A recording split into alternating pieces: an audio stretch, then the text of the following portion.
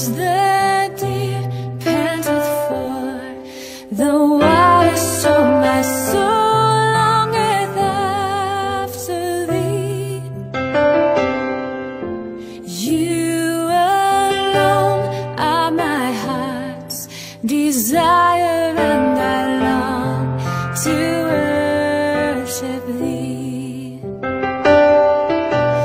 You alone are my strength, my shield. To you alone may my spirit yield.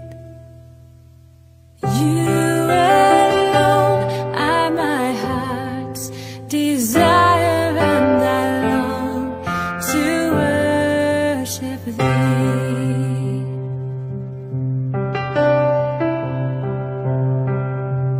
You're my friend, and you are my brother, even though you are a king. I love you more than any other, so much more than anything. You alone are my strength, my shield. To you alone may my spirit yield. You alone are my heart's desire, and I long to worship thee.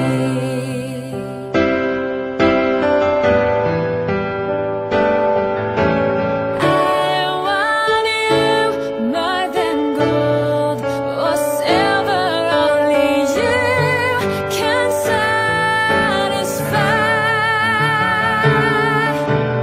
You alone are the real joy giver, and the apple of my eye. You alone are my strength, my shield. To you alone may my spirit yield. You alone are my heart's desire, and I long to worship thee.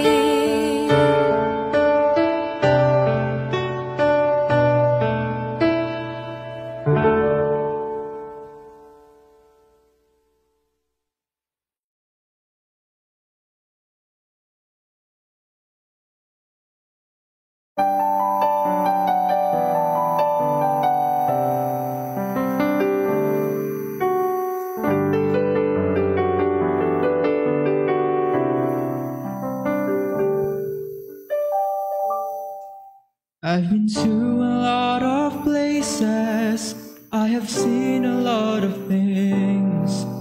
Mine eyes have viewed the beauty of so many wondrous scenes. From the flowers in the springtime, in a valley deep and wide. From the majesty of mountains, by the ocean's welling tide. But these things soon fade away, they seem to grow so small. But I can't compare them to the greatest miracle of all. For the greatest thing mine eyes have seen is the changing of a life.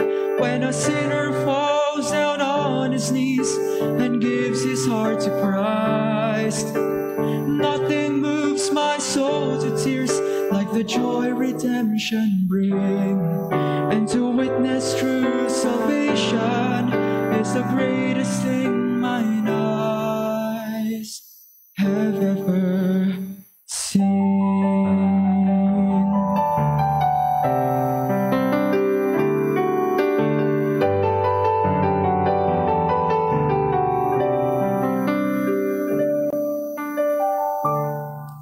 I have seen the dying hopeless soul find joy and peace and love.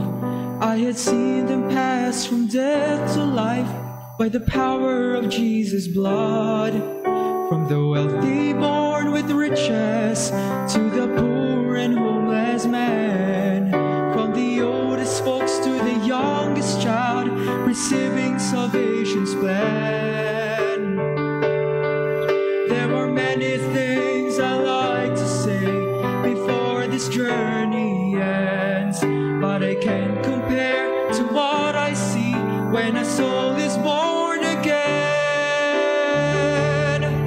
For the greatest thing mine eyes have seen is the changing of a life. When a sinner falls down on his knees and gives his heart to Christ, nothing moves my soul to tears like the joy redemption brings. And to witness true salvation is the greatest thing mine eyes have ever seen. For the greatest thing mine eyes have seen is the changing of a life. When a sinner falls down on his knees and gives his heart to Christ, nothing moves my soul to tears like the joy redemption brings. And to witness true salvation is the greatest thing mine eyes have ever seen.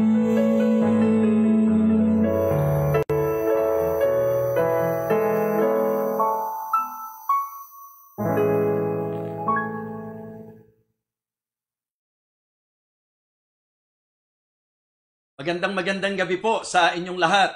Ito pong muli ang inyong lingkod, Evangelist Fernando de Vega, para po sa ating Feasting on the Divine Verses online ministry. Patuloy po ang ating papuri at pasasalamat sa Diyos, sapagkat siya po ang dahilan kung bakit naging posible ang ministeryong ito. If not of the grace of God, hindi ko po nakikitang magagawa po natin ito. Kaya sobrang salamat sa Panginoon. Dalawa po ang pinakasentrong objectives po nitong ating pong gawain ito. Una, yun talagang maluwalhati po siya, maparangalan po siya. Okay, ikalawa po, mapalagana po yung kanyang salita. At yan po ay naisasagawa po natin, kaya just continue to invite your loved ones, mga relatives po natin, even our friends, sapagkat yun po ang kalooban ng Panginoon. Kaya naman, maraming salamat din po sa mga prayer warriors po natin, sa mga prayer warriors ng ministry na ito, ng inyo pong lingkod, ang laki-laking bagay nyo po sa akin. At yung mga sumusubaybay po gabi-gabi, katulad po ninyo. So maraming salamat po. Naniniwala po ako sa lahat ng ito, ang Diyos ang una sa lahat, na bibigyan po natin ng masasabi nating kaluguran. At ngayon po, nais nating pasalamatan din yung mga nagpapadala ng special numbers. At isa na nga po dyan, yung ating pong napakagandang opening special number ngayon. Di po ba? Si Kuya Sam. Halibasa, bata pa lang si Kuya Sam. Gamit na siya sa gawain ng Panginoon. Kaya ipanalangin niyo po ang kabuuan po ng kanilang pamilya, Digan Family. Si Pastor Mike Digan at ang ministeryong pinagkatiwala ng Panginoon sa kanya. Salamat na kayo ay bahagi at kabalikat sa ministeryong ito. Ngayon po, mananalangin po tayo para sa ating pong pagsisimula. At nais ko lang pong ipaalam na bagamat hindi naman po prayer meeting po ito, pero nagbibigay pansin po tayo sa ilan po sa mga urgent prayer request na ipinadadala po sa atin. Kaya samahan po ninyo ako, ipanalangin po natin, maging ang panalangin po ng ating mga kapatiran. Let us pray. Dakilang Diyos, aming Panginoon, muli po kami nagpapasalamat sa gabing ito na kami po ay makapag-aaral ng iyong banal na salita. O Diyos, pakalinisin mo po kami, ang aming kaisipan, ang aming puso, at nawa walang maging hadlang sa aming pong magiging pagdulog sa iyo. Dakilang Diyos, gusto po namin gamitin ang pagkakataong ito upang ilapit po namin sa iyo ang kahilingan ng aming mga kapatiran. Una na po, nais ko pong ilapit sa iyo si Sister Joy Rubio na nawa Panginoon, siya po ay iyong pagalingin. Nawa dakilang Diyos, maitreat po ng tama ang kanyang karamdaman, bigyan mo po ng gabay ang mga doktor na tumitingin po sa kanya, at nawa ma-address na po kung anong kanyang sakit at malunasan po dakilang Diyos. Nawa siya po'y gumaling sa madaling panahon, inihiling po namin sa iyo. Ganon din po ang mga kamanggagawa, ang mga kapwa pastor. Si Pastor John Milan, ipuin mo po kung ano man ang kanyang karamdaman. naway maging maganda po at maayos ang resulta po ng mga test sa kanya. At dalangin ko po dakilang Diyos si Pastor Agpoon na bigyan mo po ng lubos na kagalingan. Ganun din po si Pastor Alan Padre, pagalingin mo rin po siya. Si Pastor Arnel Magrasya, Panginoon, nawa ikaw po ang siyang patuloy na magbigay ng lingap sa kanya pong mga dinaramdam. Pagalingin mo rin po siya dakilang Diyos. Ipinagkakatiwala po namin sila sa iyo na ikaw po ang hihipo sa kanilang mga katawan lupa. Ganun din po si Ashley Tab, naway magnormal na po ang kanyang hemoglobin. Panginoon, nais din po naming ilapit sa iyo si Ate Anita Santos, Panginoon. Yung pong palpitation po niya. Nawa dakilang Diyos, ikaw po ang humipo sa kanyang katawang lupa. Dakilang Diyos, dalangin ko rin po na ikaw magbigay pansin para po sa kay Almi, Panginoon. Siya po ay nahihirapang huminga. May ubo po siya, Panginoon. Hipuin mo po ang kanyang karamdaman. Pagalingin mo po siya, dakilang Diyos. Ganun din po ang prayer request ni Sister Diane. Ikaw po, dakilang Diyos, ang magbigay pansin sa kanilang naging sitwasyon. Nawa yung safety po nila at ang protection po nila dahil marami na rin po ang nag-negative sa resulta po ng rapid test. Kaya ingatan mo po sila at naway wag silang mahawa, Panginoon. Ganun din po ang patuloy na lapit po namin sa iyo sa kalagayan po ng DAR, Panginoon. Ang Cantilevs family, pagalingin mo po sila, dakilang Diyos. Si Preacher Boong, pagalingin mo po siya, dakilang Ama. At ang ilan pa sa mga may karamdaman po naming mga kapatiran at mahal sa buhay. O Diyos, siling ko rin po ang patuloy na pag-angat ng aming ekonomiya, nawa lahat ng bansang naapektuhan ay makabangon at hiling po naming matapos na po ang krisis na ito, Panginoon, ayon sa iyong mabuting kalooban. Kaya Panginoon Diyos, muli po kaming nagagalak na ngayong gabi, binigyan mo kami ng pagkakataon upang muling makakapakinig ng iyong mensahe. Basbasan mo po ang gawain ito, Ama, sa pangalan po ng aming Panginoong Jesus. Amen. Okay, so purihin ng Panginoon. At sa pagkakataong ito, nais ko po na tayo naman ay bumati sa mga birthday celebrants. Excited po ako na batiin natin yung ating mga birthday celebrants. Unahin na po natin. Kaninang umaga, kausap ko po siya. Birthday po ngayon ng isa sa ating matalik na kaibigan. Ito po ay walang iba kundi si Pastor Jeremiah Solomon. Pastor Jeremiah, my friend, happy birthday. Naway lalo ka pang gamitin ng Diyos at pagpalain ng Panginoon. Ganun din po, birthday din po ngayon ni Galilee Ann Bernales. So nais nating batiin si Sister Galilee Ann Bernales at ang aming panalangin din sa iyo ay ang patuloy na pagpalain at pasaganahin kayo ng Panginoon. Birthday din po, kahapon naman ito, no, ni Sister Ami. Sa gawain naman natin sa Paris. Sister Ami, na-overlook ko yung yung nakapost. Pero nakita ko, kaya gusto kong batiin ka pa rin namin. Ganon din po, anak po ni Dr. D. Marasigan, birthday po ni Preacher Martin, Paul Martin Marasigan. Happy birthday, Paul. Preacher Paul, salamat sa Panginoon at nagagamit ka niya sa gawain.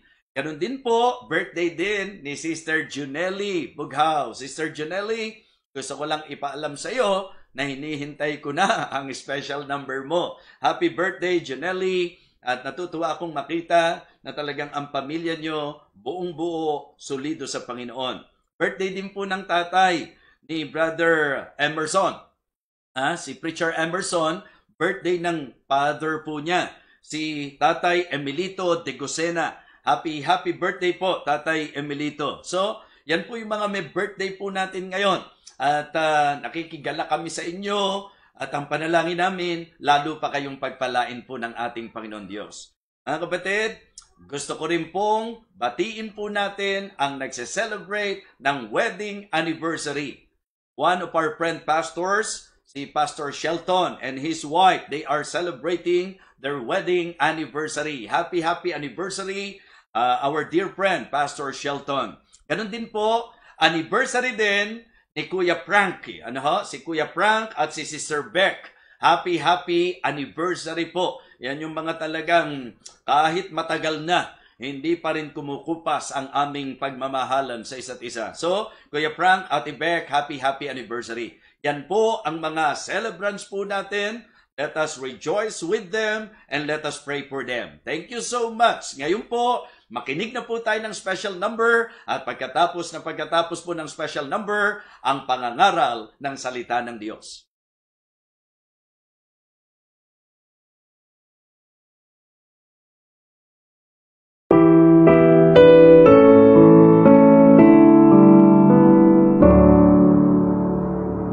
Shadows fall and the night covers all. There are things that my eyes cannot see. I never fear, for the Savior is near. My Lord abides with me. How can I fear? Jesus is Jesus. He ever watches over me. Where is all Jesus? He is with me. How can I fear Jesus?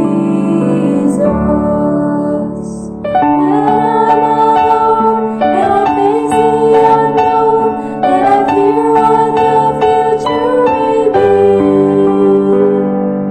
I can depend on the strength of my friend. He walks along with me. How can I fear?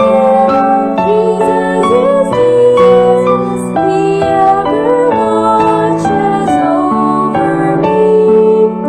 Where is all Jesus? He is with me.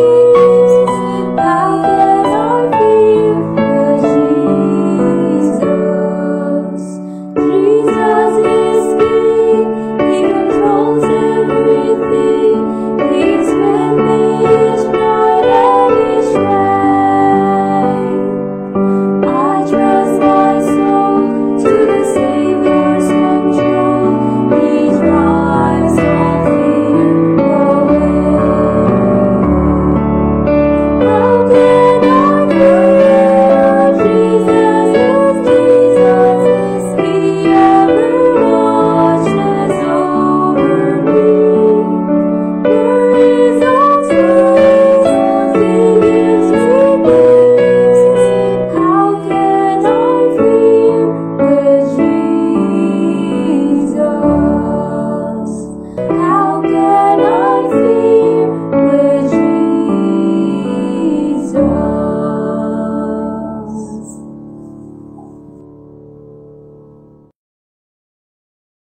Thank you so much for that very beautiful special number.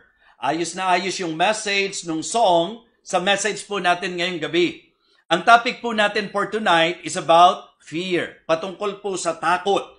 Ang title po natin, Surrender Our Fears. Surrender Our Fears. And our text for tonight is in Isaiah chapter 41.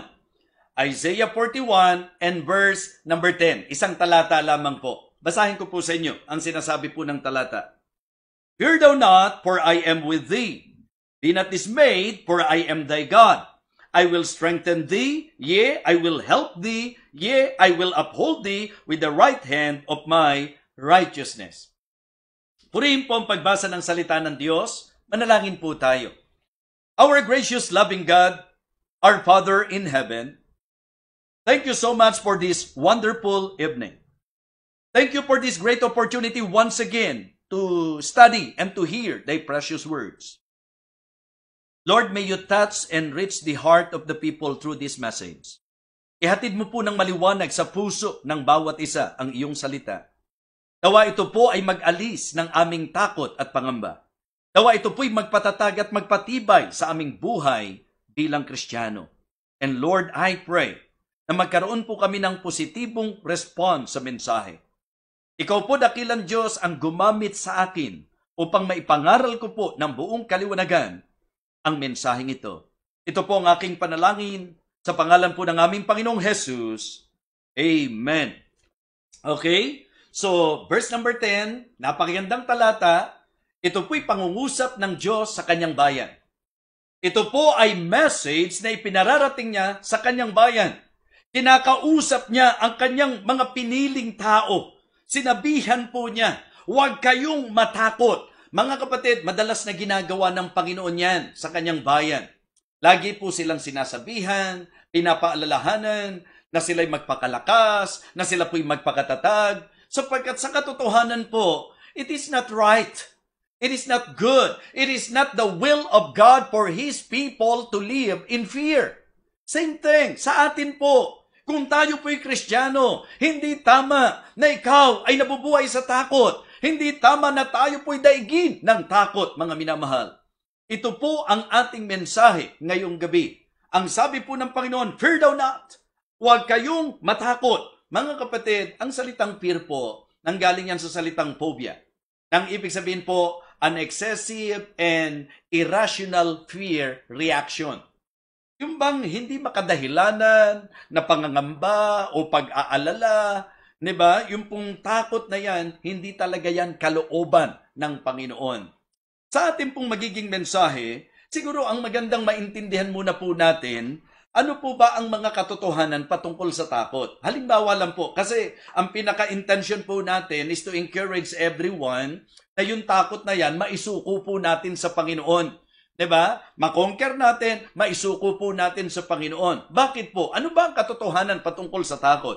Una, ang takot po ay threatening. Diba? Yan po'y nagbabanta lagi. Parang lagi kang may inaalala, diba? Lagi kang may pinangangambahan. So, fear is threatening. Hindi lamang po yan. I can say also that fear is torturing. Diba? Pagka ang tao po talagang puno ng takot, torture po yan mga kapatid, matinding stress po yan. Ida-down ka talaga ng gusto niyan, pahihinain ka talaga ng gusto niyan, torturing, pahihirapan ka ng takot. Hindi lamang po threatening, hindi lamang po torturing. I can say also that fear is tiring. Nakakapagod po yan eh. So siguro po, habang sinasabi ko ito, yung iba sa atin, nakaka-relate na tayo dito sa mensahe, di po ba? So na talagang marami pong bagay na nangyayari po sa buhay natin na pagka nadadaig tayo ng takot, talagang wala, hindi ka mapanatag, gulong-gulo lagi ang isip mo, lagi kang may pinangangambahan, lagi kang may pag-aalala, hirap na hirap ka na, hanggang sa talagang dumating ka doon sa point na ang pakiramdam mo, pagod na ako, to the point ng yung iba, nagresulta pa po sa suicide, hindi po ba? So masasabi po natin, that fear is not healthy. It is not healthy for us na tayo po'y laging natatakot. Sa usapang pisikal, talagang masasabi natin may epekto po yan sa health po natin.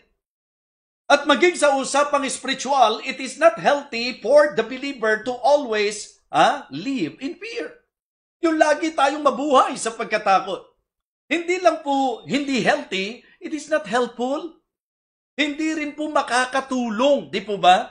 Kasi ang fear po, may iba't ibang manifestations. Di ba? Yung worry, isa na po yan.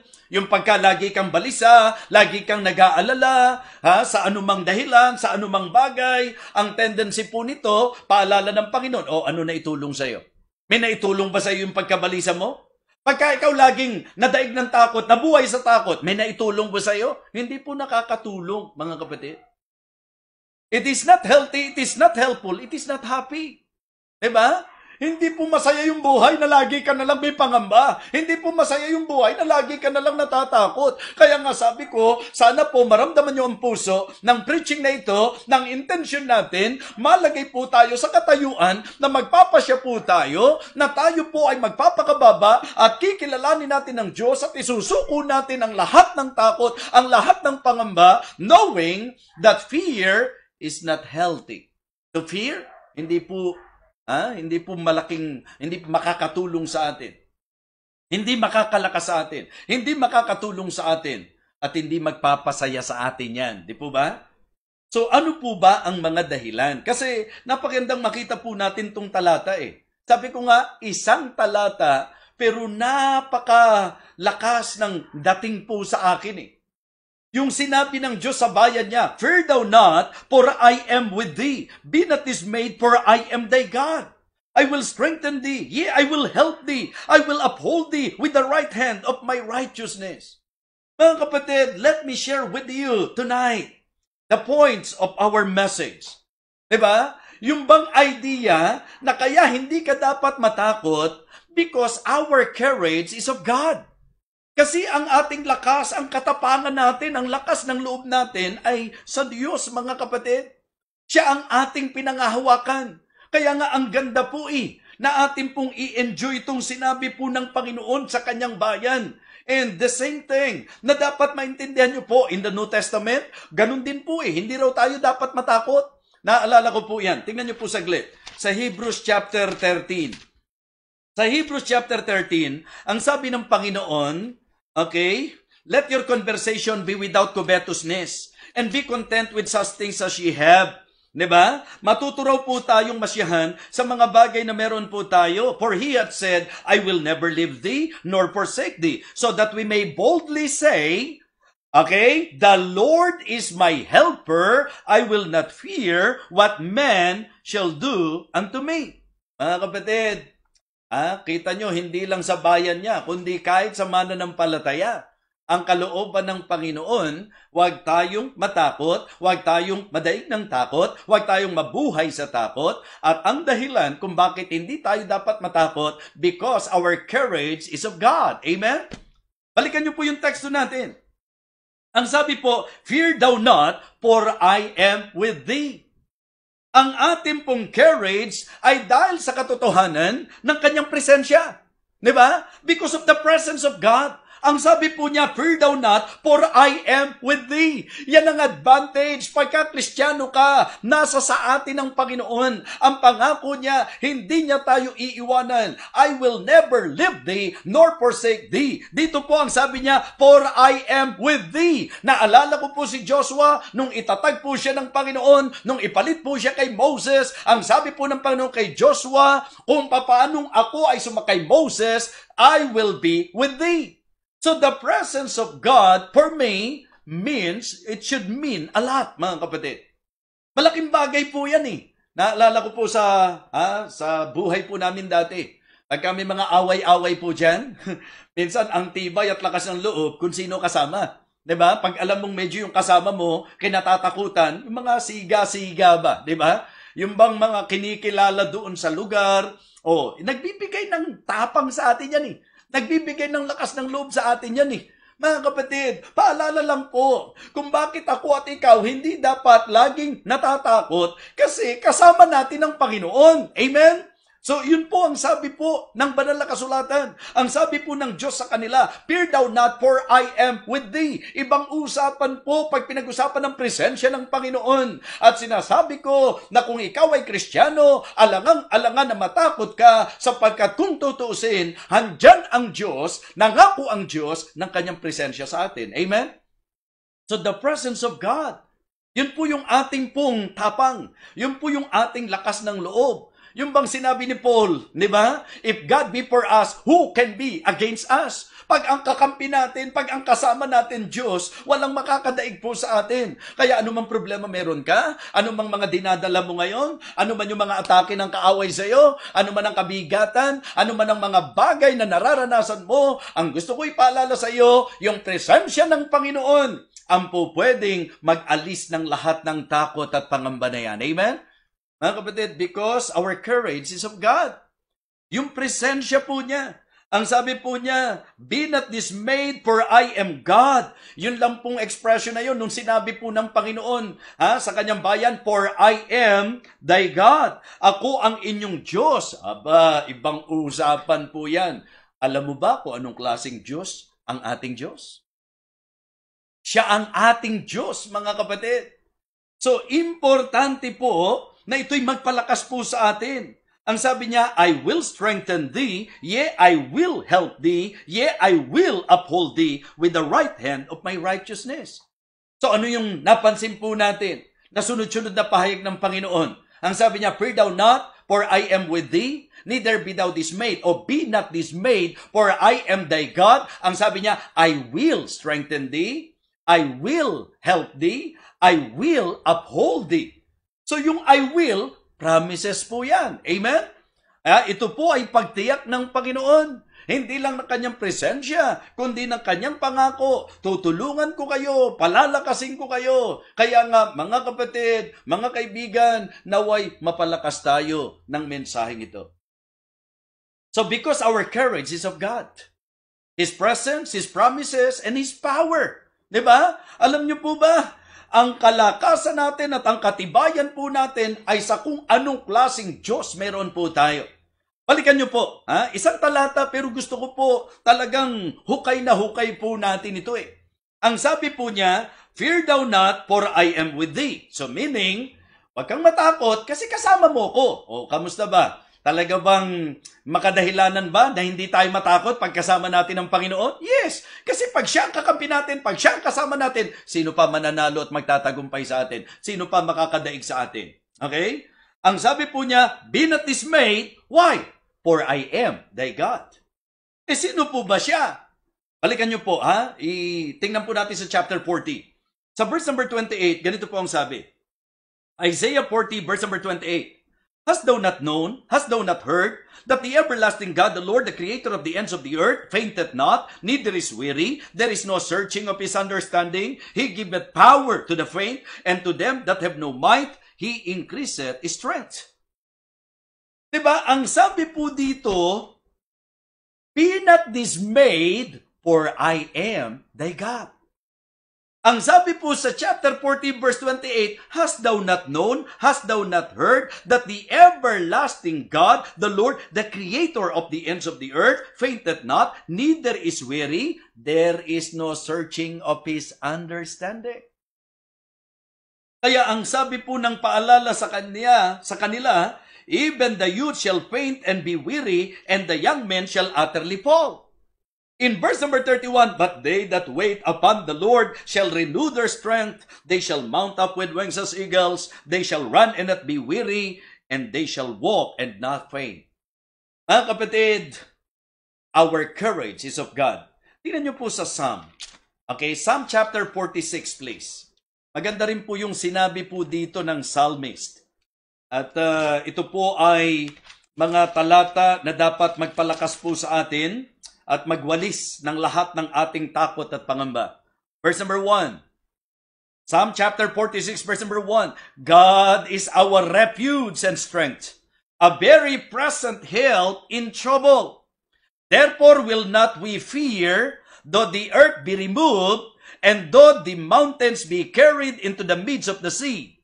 Though the waters thereof roar and be troubled, though the mountains shake with the swelling thereof." Mga kapatid, pansinin po natin, sabi po ng verse number 1, God is our refuge and strength. "Be not dismayed, for I am thy God." Sino po ba siya? Sino po ba tong Diyos na ito? Refuge and strength. Amen? Ang sabi po sa Hebrews chapter 13, di ba? Verse number 5 and verse number 6. Doon na lang po tayo sa later part, "So that we may boldly say, the Lord is my helper, I will not fear what man shall do unto me." So mga kapatid, the reason why we should not fear, it is because our courage is of God. So ikalawang bagay po na magandang bigyang pansin po natin, because our confidence is on God. Diba? Kaya hindi tayo dapat matakot kasi ang tiwala natin sa Diyos. Hindi naman tayo nagtitiwala sa sarili natin eh. Hindi naman tayo nangahawakan sa kakayahan po natin. Tama po ba ako, mga minamahal? Hindi po marapat. Kaya mga kapatid, it is good to always put our trust in the Lord. Amen? So kaya always remember His presence, His promises, His power, mga kapatid. Yun ang ating pong magandang sentruhan. Kaya kung babalikan niyo po yung talata, mga kapatid, ang sabi po, "Fear thou not, for I am with thee. Be not dismayed, for I am thy God. I will strengthen thee. I will help thee. I will uphold thee with the right hand of my righteousness." Mga kapatid, nasaan ba ang ating tiwala? Alam niyo, pinaparating sa akin ng mensaheng ito, ang aking pagkatakot ay manifestation ng hindi ko tiwala sa Diyos. that I am not trusting God. Halimbawa, nagkasakit po ako. Hindi po ba? So pag ako po'y dinaig ng takot, parang hindi ko kayang pagtiwalaan ng Diyos sa karamdaman ko. Samantalang nakita po natin sa Bible na talagang ang Diyos ay may masaganang biyaya na kahit anong karamdaman. Amen? O pwede pong bigyan niya tayo ng lakas. Ngayon po, sa nangyayari po sa atin, sa matinding krisis na ito, because of this pandemic, I believe maraming tao po nangangamba, nag-aalala, natatakot, and I hope na ang mga Kristiyano po hindi makabilang sa kanila kasi kahit Kristiyano tayo, meron tayong tendency na matakot, mabalisa, mangamba, pero nawa sa ating pong mensaheng ito, mapaalalahanan po tayo na ang ating kumpiyansa ay sa Diyos, hindi tayo nakalagak doon po sa kung ano po ang bank account po natin, kung ano po ang ating pong mga pinagpaguran, kung ano po ang ekonomiya ng ating bansa, ang ating kumpiyansa ay nasa Diyos na hindi kayang maapektuhan ng economy crisis. Amen? Let us always trust the Lord. Let us put confidence sa Panginoon po natin. Always rely on God. Mga kapatid, mapangahawakan po siya. Amen? All of His promises are yea, and in Him is amen. For all the promises of God in Him are yea, in Him are amen. So, let us put our confidence in God. Sa Diyos tayo magtiwala. Huwag sa ating pong sariling magagawa. Kung makikita nyo po, dahil natutunan mo magtiwala sa Panginoon, ganito na yung sitwasyon. Hindi pa rin tayo pinababayaan ng Diyos Amen? Ganito na po yung sitwasyon po natin. Pero nandyan ang kamay ng Panginoon sa lahat ng larangan po ng ating buhay. Kung ikaw ay nangihina, Diyos ang pwede mong panghawakan para sa kalakasan. Kung ikaw may pangangailangan, Diyos ang pwede mong pagtiwalaan para sa provisyon. Kung ikaw po ay may mga problema, Diyos ang pwede mong panghawakan at pagtiwalaan sa solusyon. Kung ikaw ay may mga kabalisahan, huwag po tayong padaig dyan. Matuto po tayo na para mapanatag po tayo. Let your request be made known unto God. Ang sabi po ng Bible. Philippians chapter 4 verses 6 and 7. Okay, be careful for nothing, but in everything by prayer and supplication with thanksgiving, let your request be made known unto God. Hindi mo naman gagawin yan Nahihingahan mo ang Diyos kung hindi ka nagtitiwala sa Kanya Kaya nga sinasabi ko po, pagka sinasabi natin tayo po'y nagpe-pray, itanong natin sa sarili natin, nagpe-pray po ba talaga tayo? Sapagkat ang nire-require ng pananampalataya, ng pananalangin ay pananampalataya. Hebrews chapter 11 and verse number 6. But without faith, it is impossible to please Him. For he that cometh to God must believe that He is. Kung wala kang kumpiyansa, huwag ka nang lumuhod. Kung wala kang kumpiyansa, huwag ka nang magdasal. Kung wala kang kumpiyansa, huwag mo na siyang tawagan. Mga kapatid, ang dapat po, kung tayo po itatawag sa Kanya, nandoon yung ating pagkakatiwala sa Kanya. Amen? Sa anumang sitwasyon sa buhay, naguguluhan ka, hindi mo maintindihan kung ano nangyayari sa iyo. Sari-saring pagsubok ang nararanasan mo. Ano ang dahilan ng lahat ng ito? Ano ang dapat kong maging tugon sa lahat ng ito? Kung naguguluhan ka, huwag kang palumpo sa takot, huwag kang padaig sa pangamba. Ang gawin mo, ang sabi ng Bible, James 1:5, if any of you lack wisdom, let him ask of God that giveth to all men liberally and upbraideth not, and it shall be given him. Pero ang paalala po ng verse number 6, but let him ask in faith, nothing wavering, for he that wavereth is like the wave of the sea, driven with the wind and tossed. For let not that man think that he shall receive anything of the Lord. A double-minded man is unstable in all his ways. Mga kapatid, kumpiyansa dapat. Diba? Confidence. We need to put our confidence in God. Tayo po ay magtiwala sa ating Panginoon. Kaya po pwede kang hindi matakot because our courage is of God. Because our confidence is on God. Amen? And then thirdly, because our comfort is from God. Amen? Kasi ang ating pong kaaliwan ay mula sa Panginoon. Tingnan niyo po ang sabi ng Psalm chapter 34. Bukod po sa teksto natin, magandang makakita tayo ng mga other passages pa. Actually po, ayoko lang humaba po yung mensahe natin. Napakarami po mga verses na po pwede po tayong i-consider sa message na ito. Tingnan niyo po ang sabi ng Psalm chapter 34, verses 4 and 5. Okay, nandiyan po ba kayo? Ganito po ang sabi ng verse number 4. I sought the Lord and He heard me and delivered me from all my fears. Amen? Ang sabi po, I sought the Lord. Yung kasi ang magandang bagay na maintindihan po natin, na sa panahong tayo po'y gulong-gulo, na sa panahong tayo po ay nakakaranas ng kung ano-anong mga atake sa buhay, ang hanapin natin ay ang Panginoon. Amen? I sought the Lord, ang idea po dito, yung bang talagang matinding pakikipag-ugnay sa Diyos, yung matinding panalangin, yung hinanap mo ang Panginoon. I sought the Lord and He heard me and delivered me from all my fears. Yun ang magiging resulta sa iyo. Kaya kapag tayo po, mga kapatid, ay nagbigay pansin doon po sa mga sinasabi po ng salita ng Diyos, o pwede pong mapagtagumpayan po natin ang takot at pangamba. Ang sabi po ng verse number 6, this poor man cried, and the Lord heard him and saved him out of all his troubles. Ano-ano po ba yung mga nagbibigay ng takot sa atin? Diba? May mga pagkakataon po, may mga tao, di po ba, na po pwedeng nagiging banta po sa atin? Ano po ang sabi ng Bible? Di ba, ang sabi po ng Bible, so that we may boldly say, again, Hebrews 13, verse number 6, diba? So that we may boldly say, the Lord is my helper, I will not fear what man shall do unto me. Parang yung iba naman, ang nagbibigay po sa atin ng takot, ay yung pong mga sitwasyon natin sa buhay, na parang hirap na hirap tayo, o ang sabi po, kaya kang i-deliver ng Diyos, kaya kang iligtas ng Diyos sa lahat ng mga troubles. So because of the comfort, because our comfort is from God. Amen? Ang kaaliwan natin, ang kapanatagan ng puso, yan po mga kapatid, ang mahirap bilhin.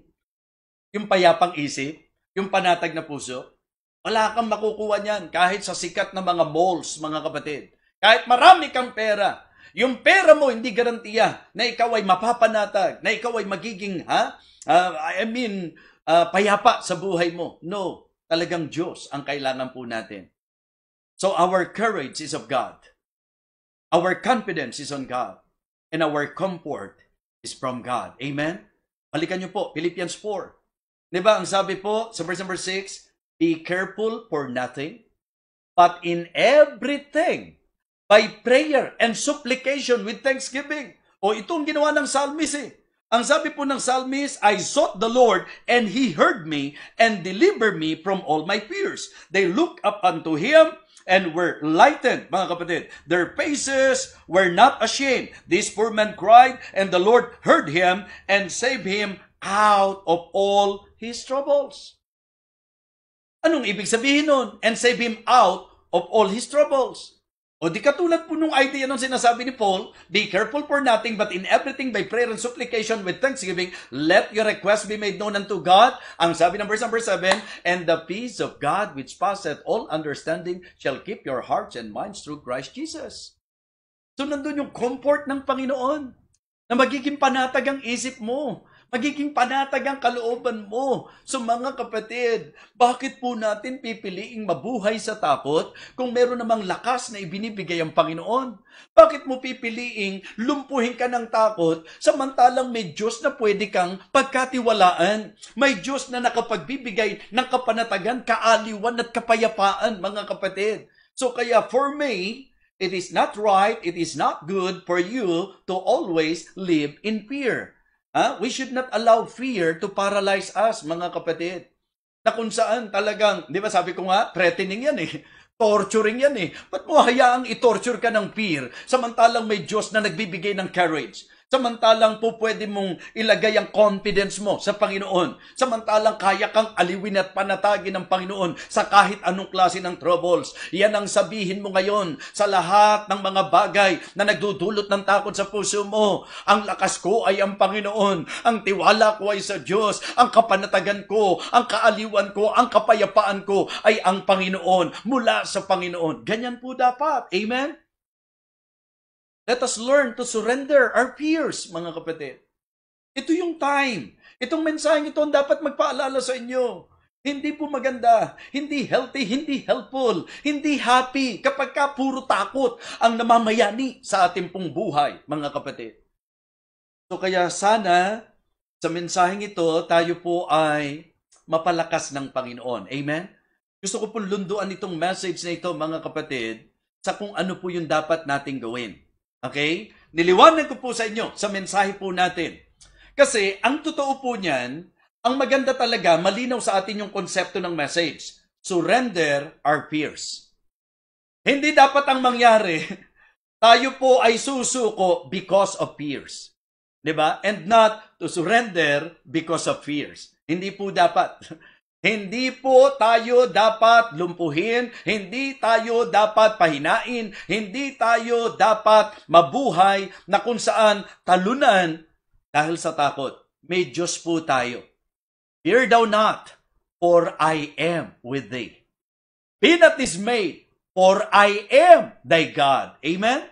I will strengthen thee, yea, I will help thee, yea, I will uphold thee with the right hand of my righteousness. Mga kapatid, anong kailangan lang natin gawin?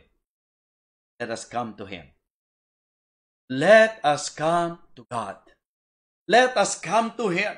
Let us call on Him. Manalangin po tayo. Imbis na mag-worry ka, mag-pray ka. Imbis na paapekto ka, kapit ka sa Diyos. Lapit ka sa Diyos. Come to Him. Call on Him. Cry to Him. Yan po ang gawin natin, mga kapatid. Ito po ang ating panghawakan. I hope and I pray na muli po napaalalahanan po tayo ng mensahe. Paalala, hindi kalooban ng Diyos na Kristiyano ka at nabubuhay ka sa takot at pangamba. Ito na yung panahon. Isuko na po natin. Panginoon, lahat ng mga inaalala ko, lahat ng mga pangamba ko, lahat ng mga takot ko, ngayong narinig ko ang mensaheng ito, alam ko, kahit anong pag-aalala ko sa karamdaman ko, hindi yun ang solusyon. Kahit anong takot ko, hindi yun ang solusyon. Ang dapat kong gawin, magpakalakas ako sa iyo, magtiwala ako sa iyo, at ako'y magkaroon ng kapanatagan, kapayapaan at kaaliwan sa iyo, Panginoon. Ito po ang mensahe ng Panginoon. I hope na tayo po'y muling pinagpala. Let us pray.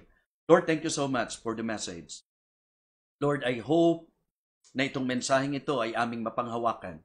Kung paanong ikaw na Diyos ang nangako at nagsalita, nawa ito po ay aming panghawakan.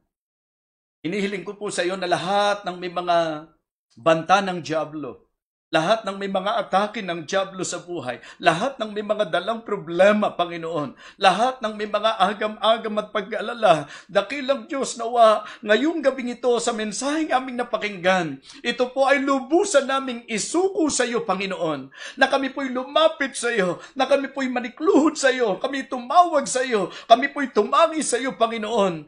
Palayain mo na kami sa lahat ng pangamba, palayain mo na kami sa lahat ng takot, at dakilang Diyos, panghawakan namin na ikaw ay kasama namin, na ikaw po ay tunay sa iyong mga pangako at ikaw ang aming kalakasan.